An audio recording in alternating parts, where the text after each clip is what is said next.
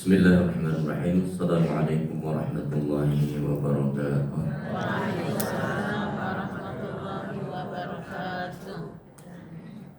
Alhamdulillah wassalatu wassalamu ala Rasulillah wa ala alihi wa ashabihi wa man wala wa man tabi'ahum bi ihsanin ila yaumil qiyamah. Qala Allah tabaraka wa ta'ala: Ya ayyuhalladzina amanu taqullaha haqqa tuqatih wa la tamutunna illa wa antum muslimun. Wa qala an-nabiy sallallahu alaihi wasallam: Wa man yatama qaumun fi baitin min buyutillah yatluna kitaballah wa yatadarasunahu bainahum illa haffat alaihimul malaikah wa ghashiyatuhumur rahmah wa nuzilat alaihimus sakinah wa dzakarahumullahu fi man indah ila akhiril hadits. Kama qala an-nabiy sallallahu alaihi wasallam: amma ba'du. Bapak Ibu sekalian, para jemaah PKM Masjid Baitul Muhajirin yang semoga senantiasa dirahmati Allah Subhanahu wa taala.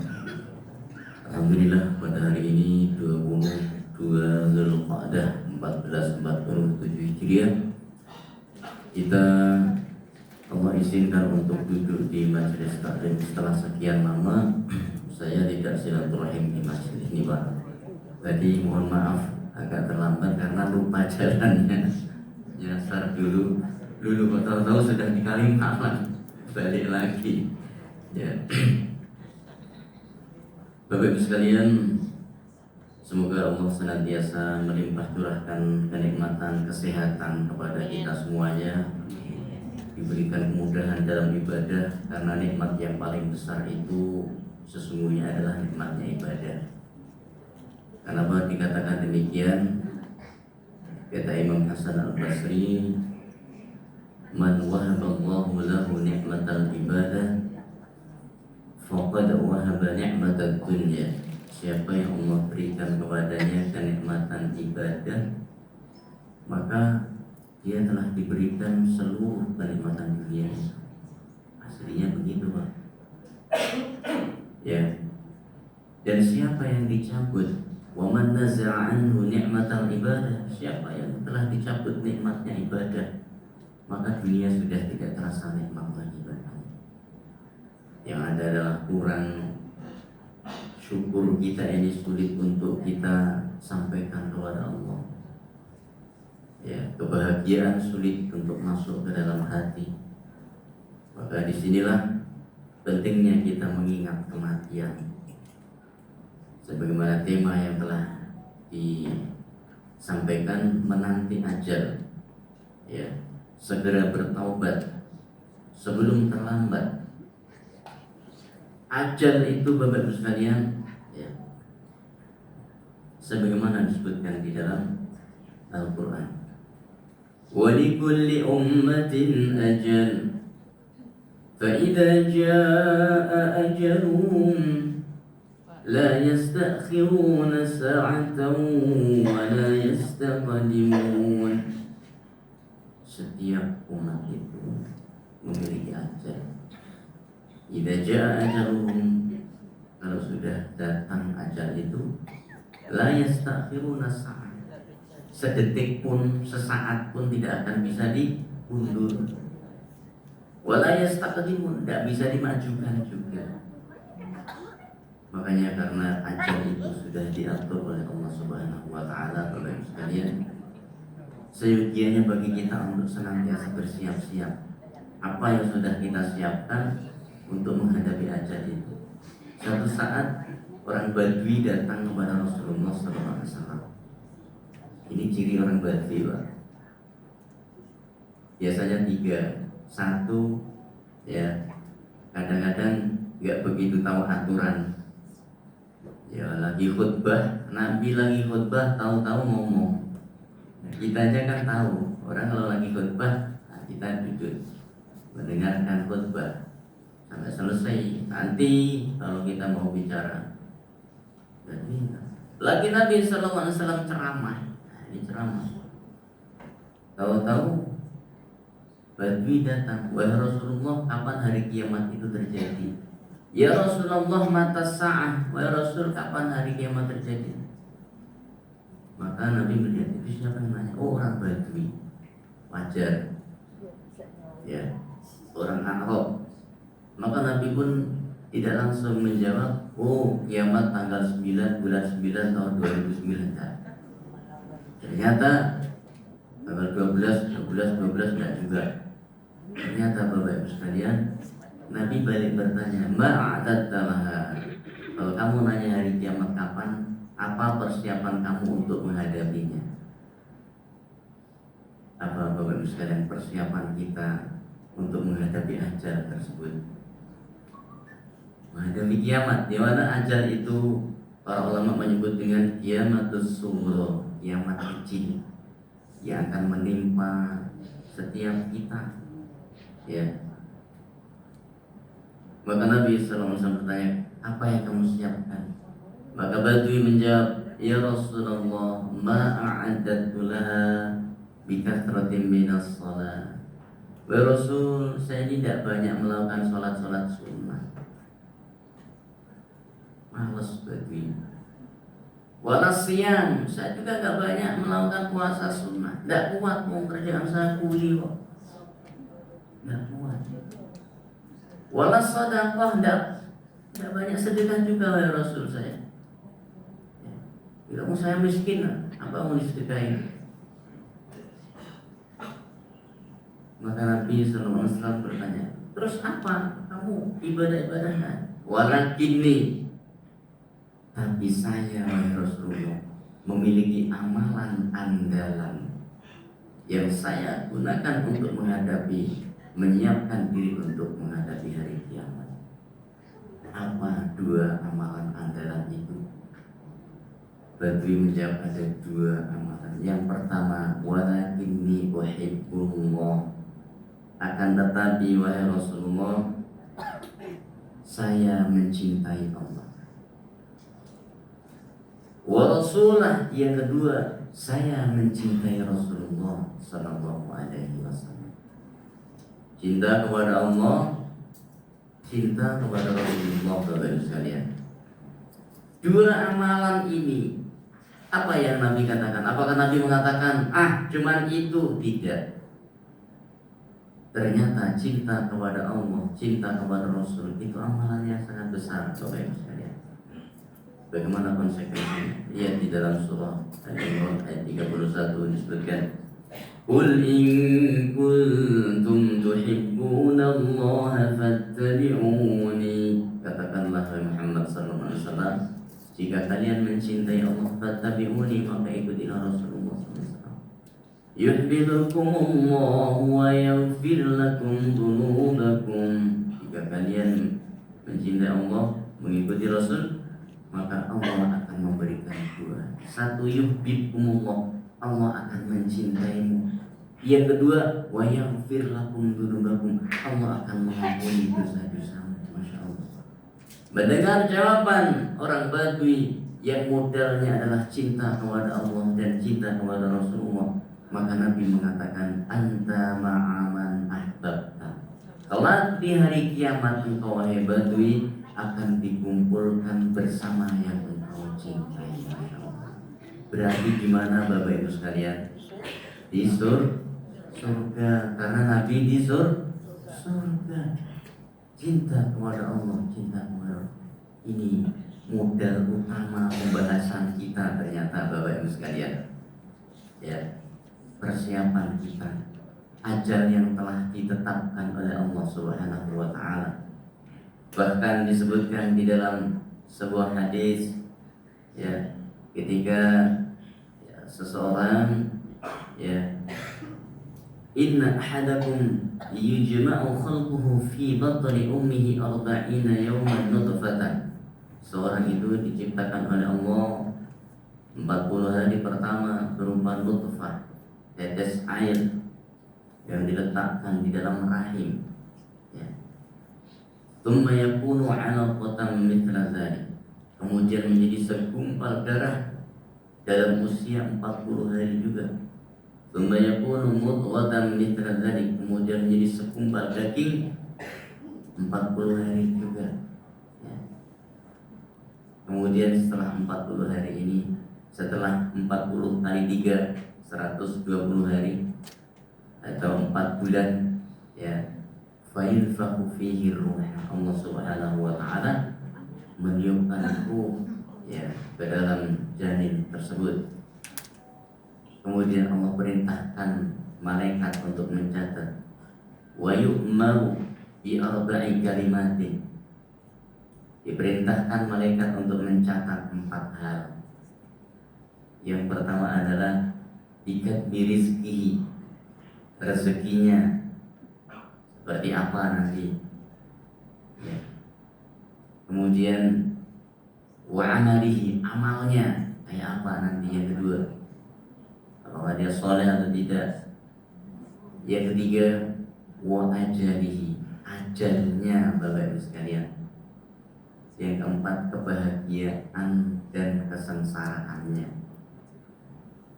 Ajal ternyata salah satu pembahasan yang disebutkan telah ditetapkan oleh Allah Subhanahu wa taala. Maka disitulah keberkahan umur Bapak Ibu sekalian terkadang tidak ditandai dengan panjangnya usia, namun kualitas dari usia tersebut.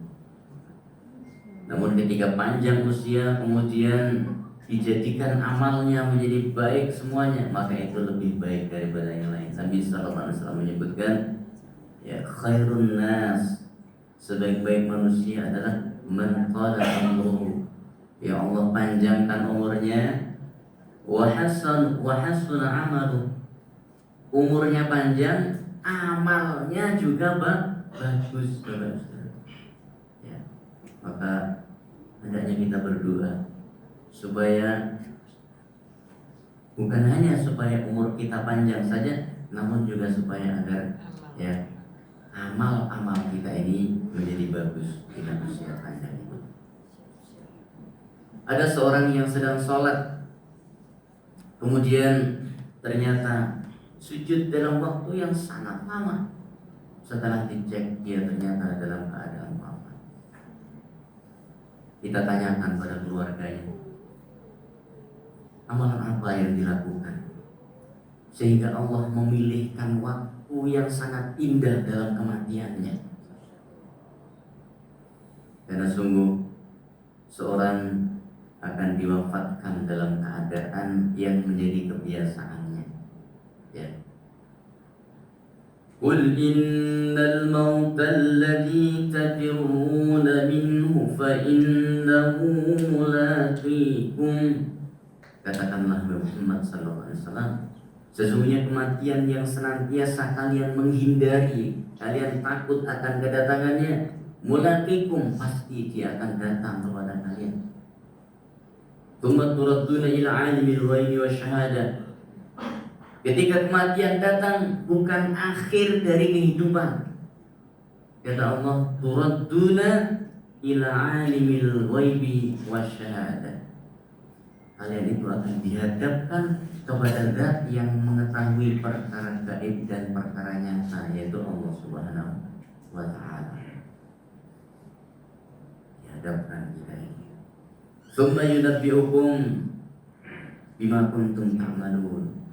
Kemudian akan disampaikan kepada kita, akan dibangkitkan kita dalam keadaan seperti kematian kita. Seorang yang wafat dalam keadaan beramal soleh, maka dia dibangkitkan dalam keadaan beramal soleh. Seorang yang wafat dalam keadaan ihram, maka ia dibangkitkan dalam keadaan bertalbiyah. Seorang yang wafat dalam keadaan membaca Al-Quran, maka dia akan dibangkitkan dalam keadaan membaca Al-Quran. Semoga Allah mencatat kita sebagaimana apa yang disebutkan. Dan na'udzubillah, seorang yang wafat dalam keadaan melakukan kemaksiatan, maka dia akan dibangkitkan dalam keadaan melakukan dosa tersebut. Na'udzubillah. Bagaimana hal itu tidak mengerikan? Sehingga perjalanan kehidupan dunia kita yang disebutkan dari janin yang ditetapkan 4 perkara, kemudian kita dilahirkan dari rahim ibu kita masing-masing, kemudian kita tumbuh ya menjadi seorang anak, dan ketika tumbuh menjadi anak tersebut ya, dia akan tumbuh ketika perkembangannya bagus akan menjadi seorang anak yang akil mumayyiz, yang berakal dan bisa membedakan. Kemudian setelah akil mumayyiz ini dia menjadi baligh. Ketika dia telah baligh maka telah dibebankan kepadanya tanggung jawab. Seorang laki-laki ya akan dibebankan tanggung jawab kepada dirinya, berat, dan kepada orang-orang yang berada di sekelilingnya. Amal-amal yang dilakukan, perbuatan yang dilakukan akan dimintai pertanggungjawaban semuanya dalam Allah SWT. Dan hal itu 4 hal Bapak Ibu sekalian yang akan ditanyakan oleh Allah Subhanahu wa taala. Ya. La tazulu qadam 'abdin yaumal qiyamati, tidak akan bergeser kaki seorang hamba kelak pada hari kiamat di hadapan Allah, hatta yus'ala an arba'in, sampai dia ditanya tentang 4 perkara. Yang pertama, an syababihi, masa muda kita. Fima abla, kita gunakan buat apa masa muda ini? Di usia kita yang mungkin di atas 40, di atas 50, di atas 60, masa muda kita akan ditanyakan. Wa an umrihi, selain masa muda ternyata umur yang lebih mencakup semuanya, bukan hanya masa muda saja. Fima afna, kita gunakan buat apa umur yang Allah berikan itu.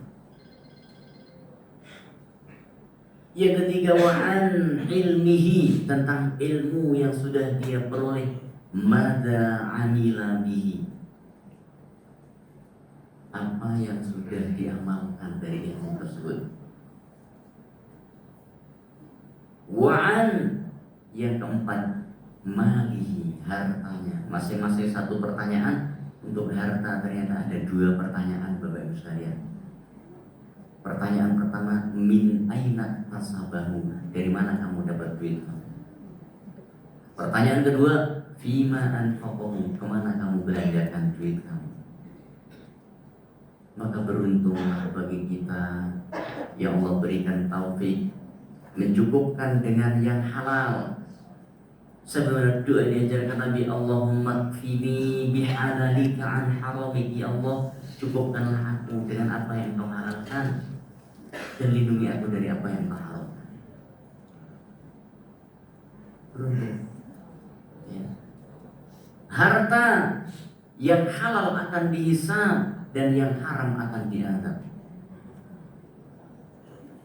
Semua ini merupakan persiapan-persiapan kita.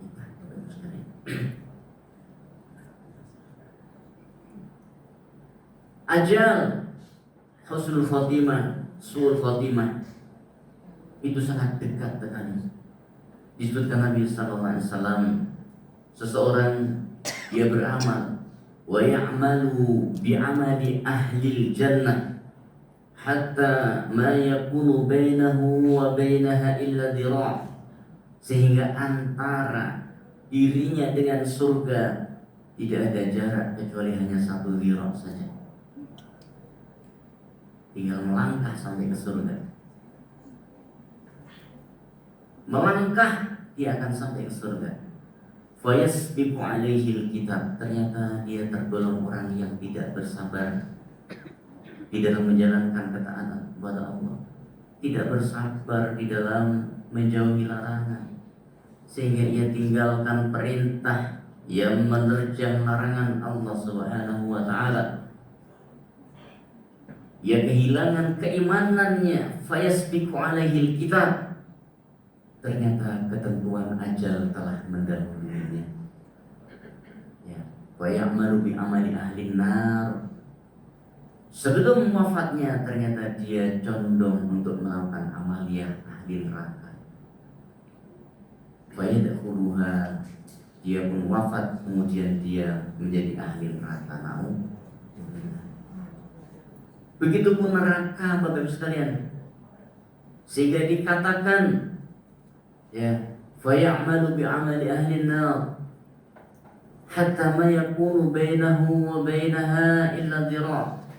Ia terus-terusan berbuat dosa sehingga antara dirinya dengan neraka tidak ada jarak kecuali hanya 1 dhira' saja. Kepleset sedikit dia sudah masuk neraka. Fayamalu bi'amali ahli jannah, namun di akhir kehidupannya Allah memberikan taufik kepadanya. Taufik yang Allah berikan ini terkait dengan amal. Allah berfirman,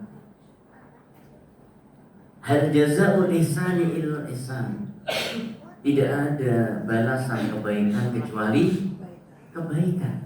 Apa maknanya tersebut? Imam Hasan Basri menafsirkan yang dimaksudkan balasan dari kebaikan itu adalah kebaikan adalah ya wa alamatu qabulil amal al hasanatu ba'daha.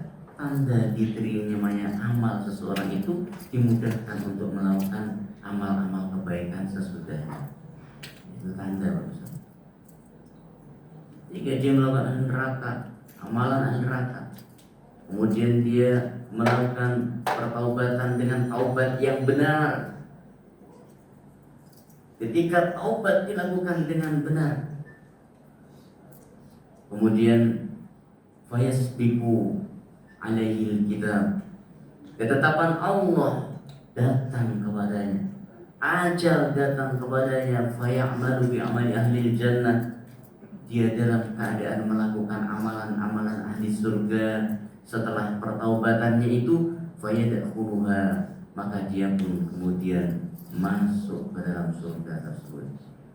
Apa faedah yang kita ambil dari hadis itu? Jangan sampai kita menganggap ya enteng amalan-amalan Bapak Ibu. Jangan sampai kita menganggap remeh suatu dosa. Karena dosa yang besar itu akan diampuni oleh Allah dengan pertobatan yang benar, dan dosa yang kecil akan menjadi besar karena diremehkan, dianggap enteng. Dan ternyata kebanyakan ahli surga itu adalah mereka yang mantan pendosa besar, karena tidak ada manusia yang tidak pernah melakukan dosa. Ketika disebutkan ya walladzina la yad'una ma'allahi ilahan akhar wa la yaqtuluna an-nafsa allati harrama Allahu illa bil haqqi wa la yaznun. Orang-orang yang tidak menyekutukan Allah, orang yang tidak membunuh, ya, orang yang tidak berzina, dosa-dosa besar, ya, mereka inilah ya orang-orang yang mendapatkan surga. Tapi siapa yang melakukan itu semuanya, ya, maka Allah akan ancam dengan neraka. Yudha'af lahul 'adzabu yaumal qiyamah, akan dilipat gandakan dosa tersebut pada hari kiamat, ya. Wa yalqa athama, dan akan dilempar ke neraka. Illa man taba, kecuali orang-orang yang bertaubat. Jadi orang-orang melakukan dosa-dosa tadi, kemudian dia bertaubat dengan taubat yang benar, apa yang diperoleh? Illa man taba wa amana wa amila amalan salihah, kecuali orang-orang yang bertaubat kemudian dia beramal dengan amalan yang baik. Faulaika yubaddilullahu sayyi'atihim hasanat, maka mereka itulah orang-orang yang Allah akan ganti, ya, keburukan-keburukannya itu akan dihapus, diubah menjadi kebaikan, ya. Wa kana Allahu ghafurur, Allah Maha Pengampun lagi Maha Penyayang. Surah Al-Furqan ayat 68 sampai ya 71 Bapak Ibu sekalian. Itulah taubat yang kita perbaiki. Setelah kita melihat tentang betapa dahsyatnya ya kaitan dengan dosa dan neraka tersebut Bapak Ibu sekalian, maka kita lihat tentang seorang ahli ibadah, sebuah kisah yang disebutkan dalam kitab Al-Musannaf, diriwayatkan sahabat Ibnu Mas'ud radhiyallahu taala anhu. Ada seorang yang melakukan peribadatan, tentu ibadah itu akan dianggap sebagai ibadah yang benar ketika dia sudah balik. Karena ketika dia belum balik, nggak beribadah pun tidak apa-apa. Ketika sudah balik, tapi kita biasakan anak kita sebelum balik. Sampai usia 60 tahun dia melakukan kebaikan-kebaikan, melakukan ibadah, ya. Jadi 60 tahun dia telah beribadah kepada Allah. Pada tahun ke-61 ternyata dia terjerembab ke dalam dosa besar. Ia terseret dengan rayuan syaitan. Dia pun kemudian melakukan dosa yang sangat berat. Na'udzubillah, yaitu dosa perzinahan, Bapak Ibu sekalian. Selama 3 hari dia menikmati perbuatan haram tersebut. Kemudian setelah itu dia menyesal. Setelah menyesal, dia berusaha bertaubat. Dia keluar dari kampung halamannya karena malu. Dia keluar dari kampung halamannya. Di dalam perjalanan taubatnya, dia pun singgah di sebuah tempat ibadah. Kemudian tenaga sudah mulai ringkih, kesulitan untuk bekerja dan tidak membawa bekal. Dia pun kelaparan di tempat tersebut, sehingga datang seseorang melihat orang tua yang kelaparan. Maka orang yang datang ini kemudian memberikan sepotong roti.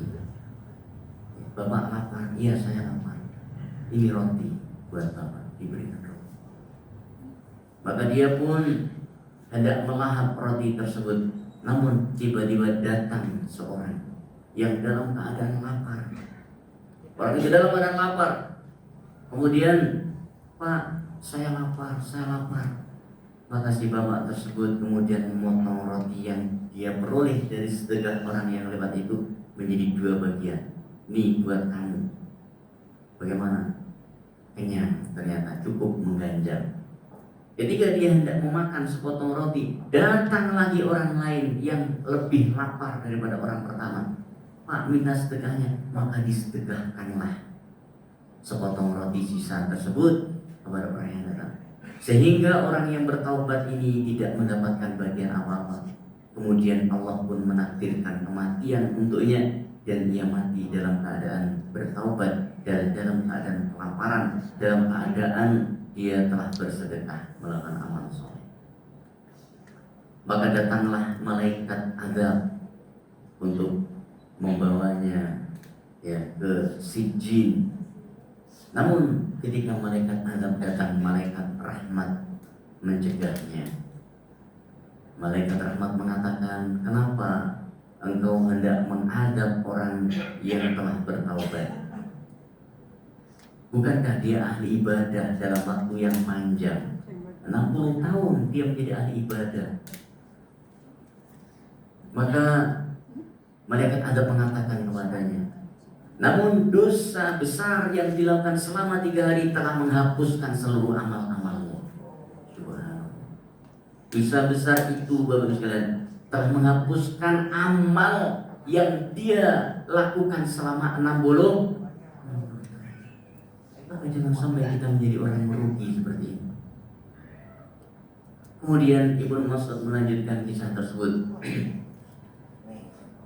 Dialoglah malaikat rahmat dan malaikat azab.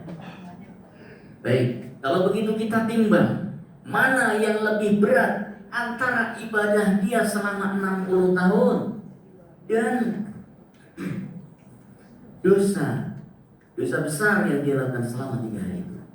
Ketika ditimbang, Bapak Ibu sekalian, ternyata dalam sisi timbangan itu ini adalah ibadah 60 tahun, ini adalah perbuatan dosanya ngejumplang seperti ini, Pak. Ya, beratan mana ini, Pak? Beratan dosa. Malaikat rahmat bingung, tapi kenapa Allah memerintahkan saya untuk membawa rahmatnya kepada orang ini? Menunjukkan bahwa malaikat pun juga tidak tahu kecuali setelah Allah berikan petunjuk kepadanya. Kemudian Allah memerintahkan kepada malaikat rahmat untuk menanyakan. Sekarang kita timbang antara dosa besar yang dia lakukan 3 hari dengan taubatnya, dengan sedekahnya yang dia berikan, sehingga sedekah tersebut harus mengorbankan nyawanya sendiri. Setelah ditimbang ternyata Bapak Ibu sekalian, ini dosa besarnya, ini taubat dan sedekahnya ternyata ngejumlah seperti ini. Mana yang berat Bapak Ibu sekalian? Taubat dan sedekahnya. Itulah yang disebutkan di dalam surah Al-Furqan. Illa man taba wa amana wa 'amila 'amalan sholihan. Kecuali orang bertobat, memperbaiki keimanannya, memperbanyak amal solehnya. Faulaika yubaddilullahu sayyi'atihim hasanat. Maka mereka itulah yang Allah gantikan keburukan-keburukannya dihapus oleh Allah Subhanahu wa taala.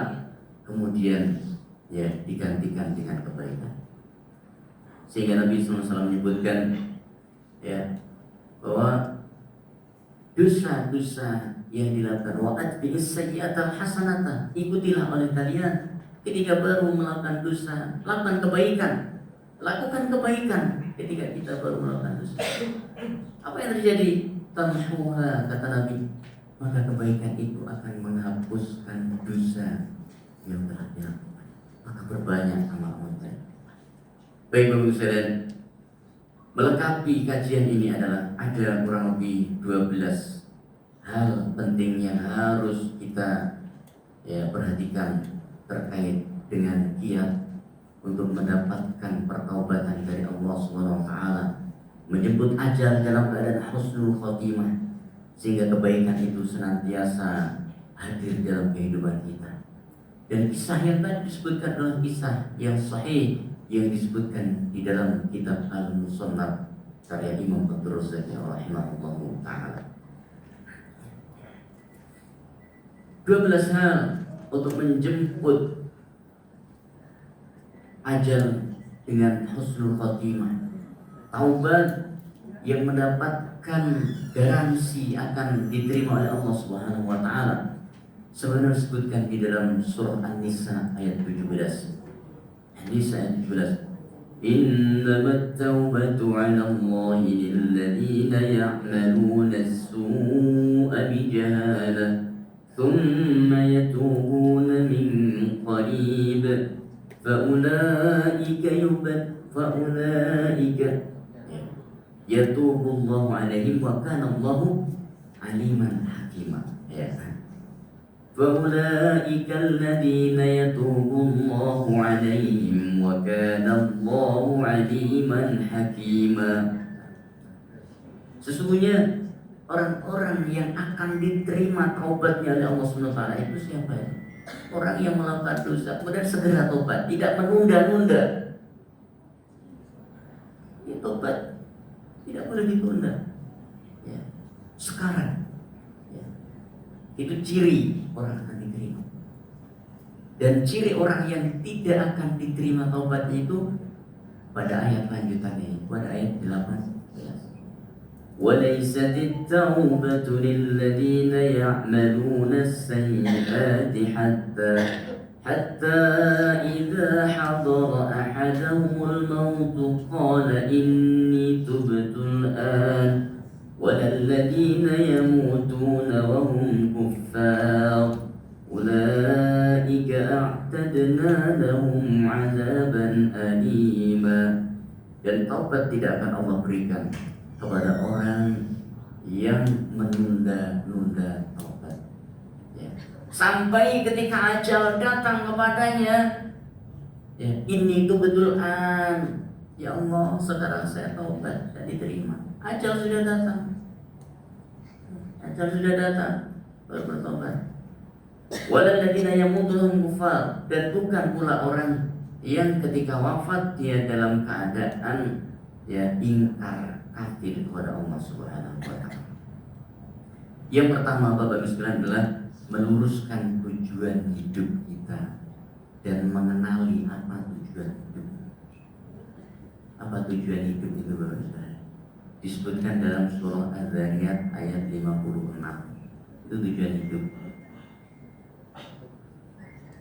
Ya. Apa itu? Wa ma khalaqatul jinna wal insa illa liya'budun. Sudah hafal. Dan tidaklah aku, kata Allah, ciptakan jin dan manusia melainkan agar mereka beribadah kepada Allah. Berarti apa? Tujuan hidup adalah ibadah. Duduk kita di majelis taklim ibadah, pulang kita kepada keluarga kita, ya memberikan nafkah kepada mereka ibadah. Baguslah. Sedekah kita ibadah. Senyum kita kepada saudara kita ibadah, Bapak Ibu sekalian. Para laki-laki perempuan menutup auratnya itu ibadah, semua ibadah. Menutup aib orang lain itu apa? Ibadah. Sebaliknya membuka aib yang tidak benar caranya, maka itu juga dosa. Jadi mengenali tujuan hidup, meluruskan, sehingga di dalam seluruh sisi kehidupan kita ini akan bernilai ibadah. Ya.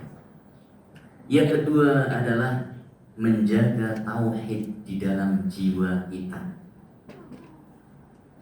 Ayat yang sering kita dengar, qad aflaha man zakkaha. Sungguh beruntung orang-orang yang menyucikan jiwanya.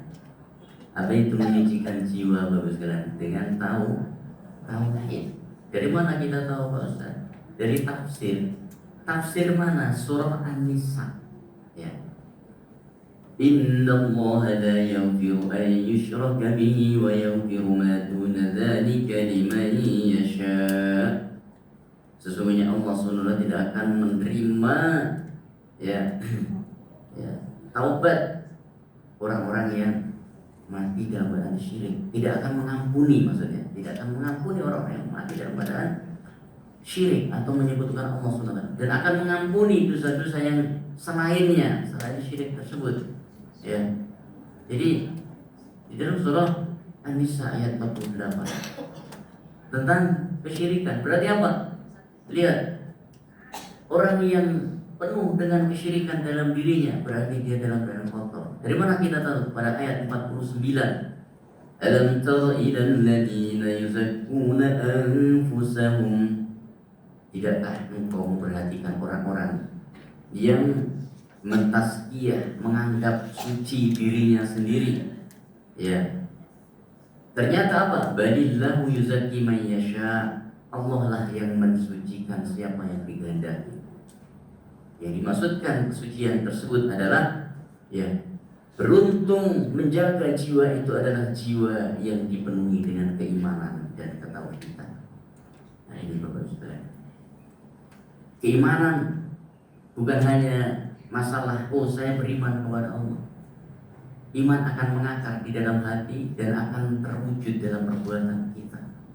Pada sesungguhnya akhlak itu adalah buah daripada keimanan.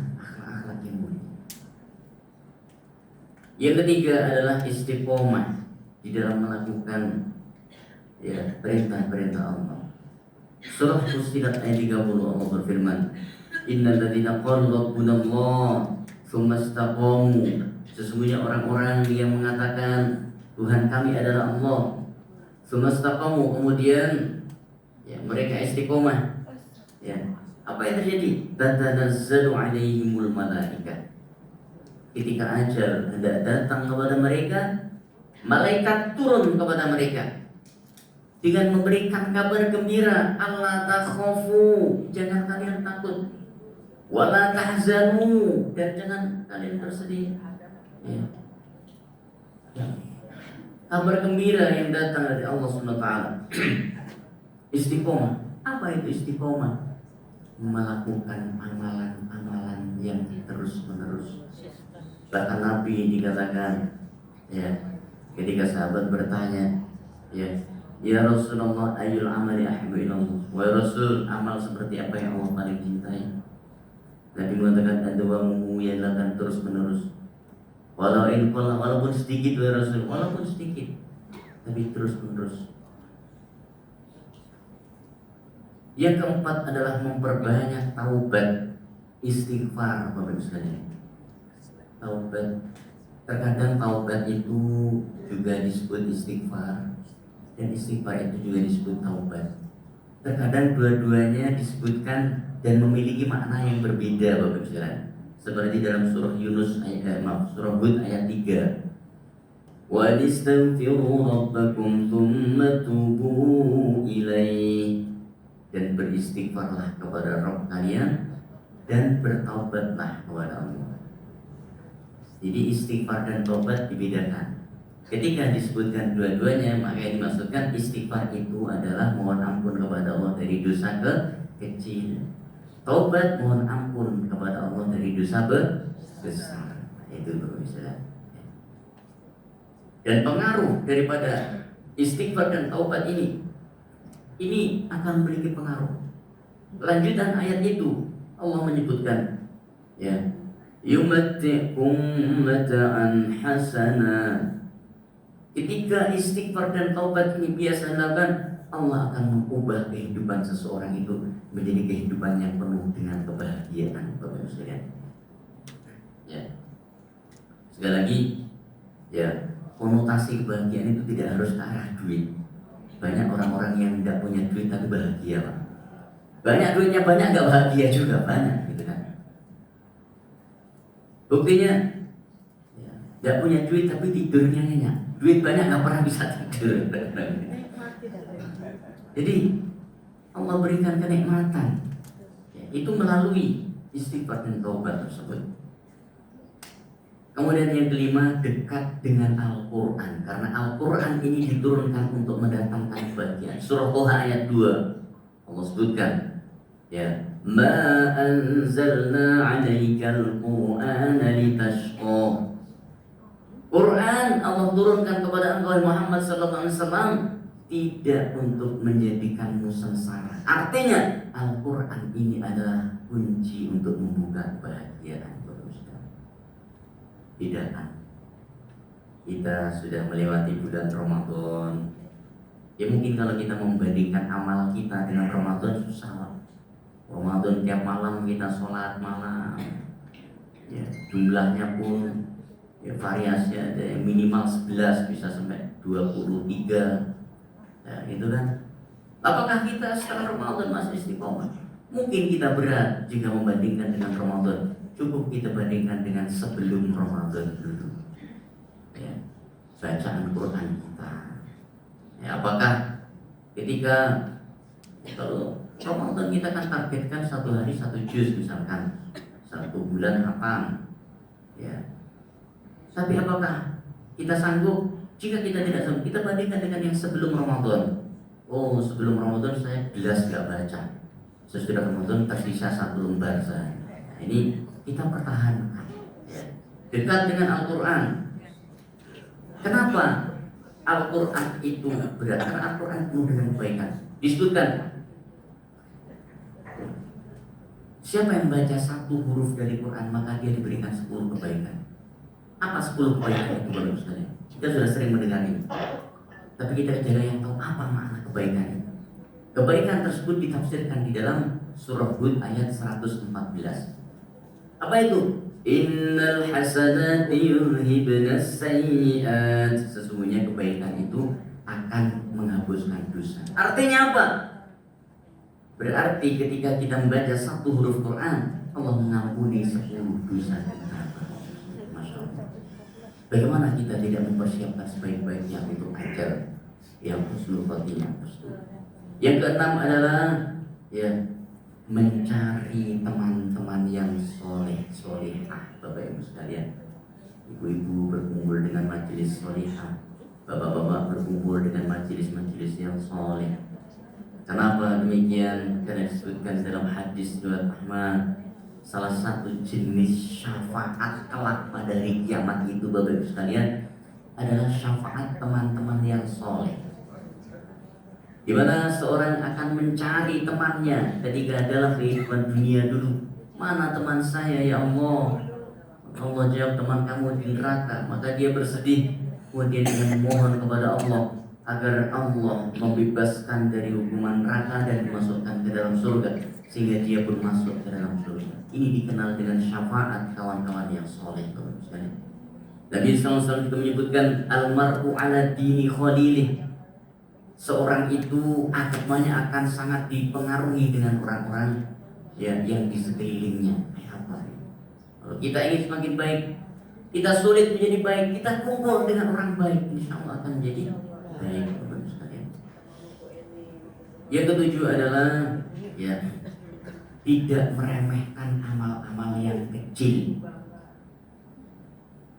Betapa banyak orang-orang yang tidak diterima amalnya karena mereka menyombongkan amal-amal yang besar, Bapak Ibu sekalian. Dan betapa banyak amal-amal kecil yang sama sekali kita tidak banggakan, justru itu yang diterima oleh Allah Subhanahu wa taala.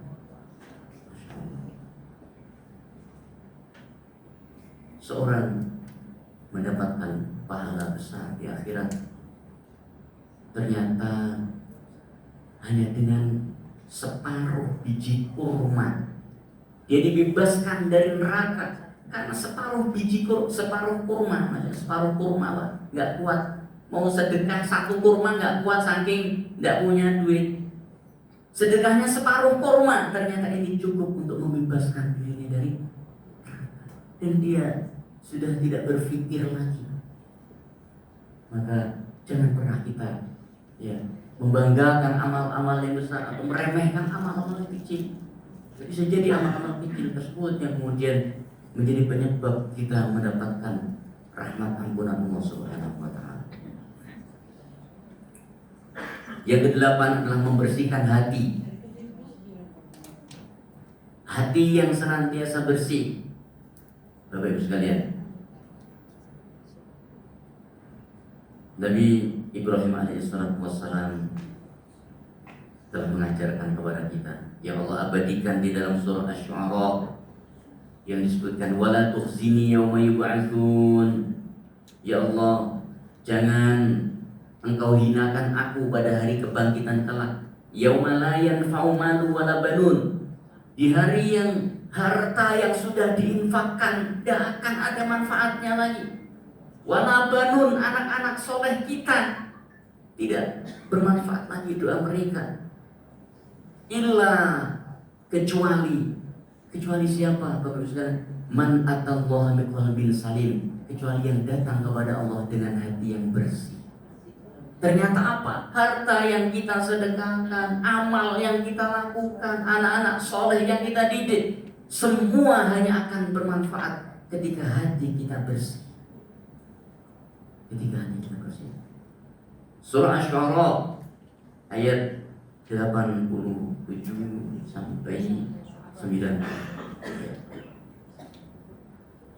Yang kesembilan, untuk menggapai ajal yang husnul khotimah itu adalah memperbanyak berzikir kepada Allah Subhanahu wa taala. Nabi sallallahu alaihi wasallam bersabda, "Sabaqal mufarridun." Para mufarridun telah mendahului kalian. Mereka duluan masuk surga. Mufarridun. Bapak Ibu tahu mufarridun itu siapa? Siapa? Mufarridun. Ternyata apa? Sahabat juga belum tahu. Para sahabat itu. Sahabat tanya, ya Rasulullah, wa manil mufarridun? Wahai Rasul, siapakah mufarridun yang jenengan sebutkan itu ya Rasul? Kata Nabi, adzakirinallaha katsira wa dzakirat. Mereka adalah laki-laki dan perempuan yang gemar banyak berzikir kepada Allah Subhanahu wa taala. Sekalian berzikir. Maka kalimat-kalimat yang kita anggap ringan, kita anggap sepele ternyata memiliki nilai yang sangat besar. Kata Nabi SAW, ya, kalimatani, ada dua kalimat, khafifatani fil lisan, ya, sangat mudah diucapkan dengan lisan, thaqilatani fil mizan, tapi kelak pada timbangan hari kiamat itu sangat berat. Apa itu? Subhanallahil azim, subhanallah wa bihamdihi, subhanallahil azim, subhanallah. Di antara zikir yang bisa kita lakukan, karena zikir kebaikan itu akan membawa pada kebaikan berikutnya. Yang ke-10, Bapak Ibu sekalian, sering mengingat kematian. Kata Nabi sallallahu alaihi wasallam, "Aktsiru min dzikri hadhil ladzat." Perbanyaklah kalian dalam mengingat, ya, pemutus kenikmatan dunia ini, yaitu kematian. Bapak Ibu sekalian, dalam satu ayat disebutkan, fa innaha tudzakiruka 'anil akhirah. Karena sesungguhnya mengingat kematian itu, ya, akan mendekatkan kalian untuk mengingat kepada akhirat. Sahabat Ali bin Abi Thalib radhiyallahu ta'ala mengatakan, ad-dunya mudbiratun, dunia itu akan meninggalkan kita, wal akhiratu muqbilah, dan akhirat itu akan menyambut kita. Apakah kita akan sibuk dengan yang akan meninggalkan kita dan mengabaikan apa yang kita hadapi, ya, dengan kekal nanti, Bapak Ibu sekalian. Kemudian yang ke-11, Bapak Ibu sekalian, ya, menyelesaikan, tidak menanggung, ya, beban-beban kepada manusia. Ketika ia memiliki tanggungan kepada manusia, segera diselesaikan, karena kita tidak tahu ajal itu kapan datangnya. Ya, ini sangat penting sekali. Entah itu urusan harta, entah itu urusan, ya, kezaliman, kehormatan. Makanya ketika seorang bertaubat kepada Allah Subhanahu wa ta'ala, cukup dengan 3 hal.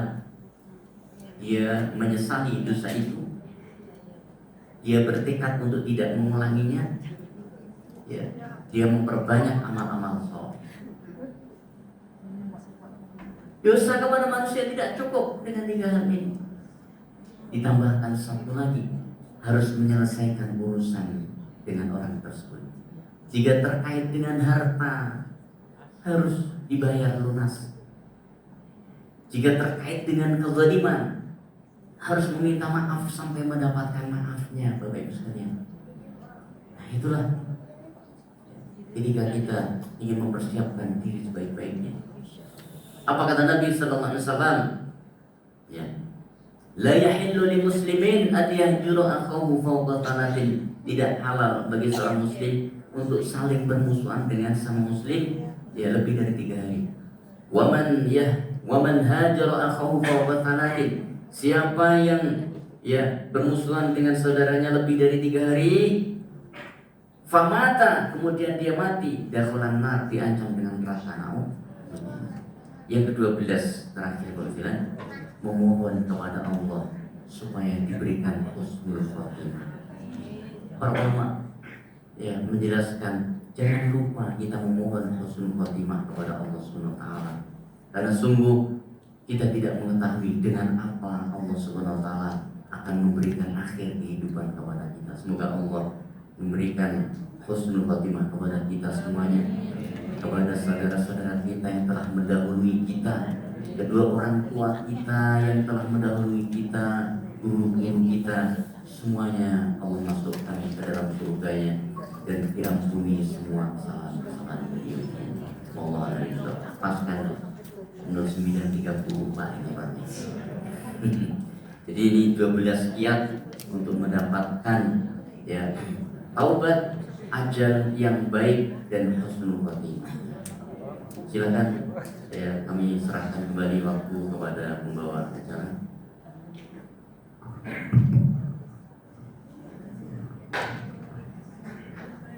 Alhamdulillah, insyaallah tadi kita sudah diberikan ilmu, diberikan pengingatkan kembali Ternyata ada 12 yang mudah-mudahan kita bisa lakukan dengan hati yang ikhlas, hati yang tenang.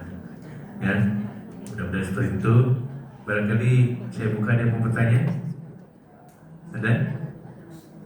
Cukup? Cukup. Alhamdulillah. Pak Ustaz, kalian wajahnya ini wajah ikhlas semua ya, mudah-mudahan kita dapat melakukan yang 12 itu dengan yang terbaik. Amin ya rabbal alamin. Sebagai penutup, barangkali mohon kesediaan Pak Hariboli untuk berdoa. Dipersilakan.